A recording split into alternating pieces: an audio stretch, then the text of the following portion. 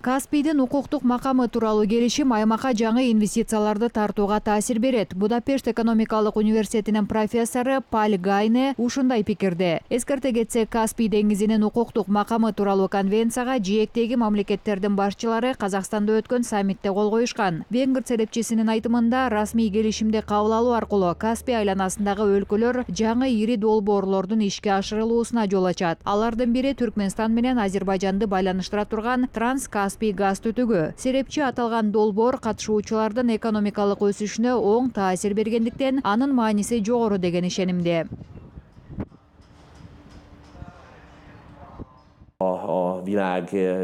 Каспийдин айланасындагы талаш маселелер инвесторлорду чочулатып турчу. Ошондуктан ал жердин макамынын анықталуусу инвесторлор үчүн оң фактор экени талашсыз. Каспий аймагында өздөштүрүлбөгөн табигый газ, мунай фонду менен тартымдуу. Бүгүнкү күндө күйүүчү майдын баасы оор эл аралык жагдайлардан көз каранды. Бирок иш укуктук чекке келгенде бул келишим алдыга жылуудагы чоң кадам деп айтаар элем.